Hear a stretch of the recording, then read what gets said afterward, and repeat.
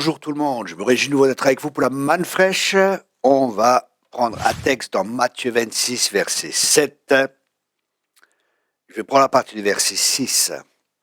Comme Jésus était à Béthanie dans la maison de Simon le lépreux, une femme s'approcha de lui, tenant un vase d'albâtre qui renfermait un parfum de grand prix. Et pendant qu'il était à table, elle répandit le parfum sur sa tête.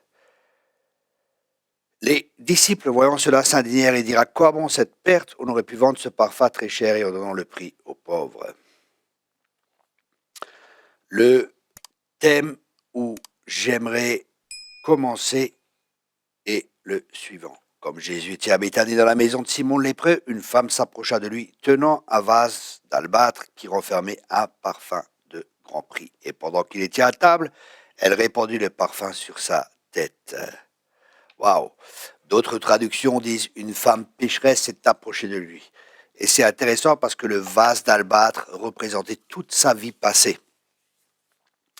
Et il a dit qu'elle a été brisée, le vase, mais c'est le cachet, en fin de compte, qui a été enlevé pour que l'odeur puisse se répandre. Et ça, c'est un bel exemple pour nous, pour la vie de l'âme. Notre vie que nous avons vécue par le passé à travers notre âme empêche justement l'onction qui est en nous, l'Esprit de Dieu qui est en nous de se manifester. Et notre âme doit être travaillée au salut de votre âme. Il y a un travail qui doit être fait dans notre âme pour que notre âme ne domine plus, pour qu'elle apprenne à se soumettre à l'esprit. Et souvent, c'est par un brisement, parce qu'on est tellement, des fois, quand on commence la vie chrétienne, on commence par la grâce, on est sauvé par grâce, on sait qu'on peut rien faire pour la mériter, mais après, notre âme, elle veut souvent prendre le dessus. On va travailler pour Dieu, on va faire pour Dieu, on va prier plus, on va lire plus la Bible, on va faire plus de choses, on va servir le Seigneur, et on essaie avec nos propres forces et nos propres capacités de servir le Seigneur. Et c'est impossible. Et c'est pour ça qu'un travail doit être fait au niveau de notre âme. Un bel exemple de cela, c'est Pierre. Seigneur, je ne te renierai jamais. Et Pierre était vraiment convaincu dans son âme, il était vraiment convaincu qu'il n'allait pas renier le Seigneur. Si tous te quittent, je ne te quitterai pas. Et c'était bien, c'était une bonne motivation dans son cœur. Mais le problème, c'est qu'on ne peut pas vivre la vie de Christ. Christ seul peut vivre sa vie.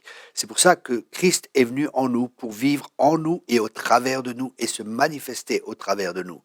Mais l'empêchement, c'est souvent notre âme qui empêche l'onction qui est en nous, comme dans ce vase, de se répandre et de communiquer la vie. C'est pour ça qu'un travail doit être fait au niveau de notre âme, pour que notre âme apprenne à se soumettre à l'esprit, parce que dans le plan de Dieu, c'est esprit, âme et corps. L'esprit domine, l'esprit dirige, et quand ce travail est fait dans notre âme, on va communiquer la vie. Il n'y aura plus d'enveloppe qui sera là. C'est pour ça que Jésus dit: si le grain de blé ne meurt, il ne peut pas porter de fruits.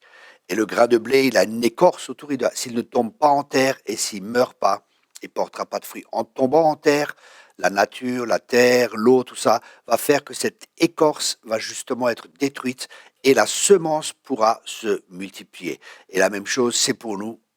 Quand nous tombons en terre, nous mourrons. La vie de résurrection, la semence qui est en nous, Christ en nous peut se manifester au travers de nous et amener la vie autour de nous. Voilà, j'espère que ce message vous a béni. On a écrit un livre concernant cela qu'on va vous partager, Marcher par l'Esprit. Tome 1, je suis en train de préparer le tome 2, je crois qu'il y aura 3 ou 4 tomes sur cela, où nous allons vraiment aller en profondeur. C'est des fondements pour la vie chrétienne et c'est tellement, tellement important parce que je vois tellement, moi aussi pendant des années, je vivais avec mes propres forces, j'avais des hauts, j'avais des bas, comme chaque chrétien, jusqu'à ce qu'on arrive au bout de nous-mêmes et qu'on sache que sans Christ, on ne peut rien faire, mais que grâce à Christ, tout est possible. Soyez abondamment bénis, on se revoit la semaine prochaine pour la nouvelle manne fraîche.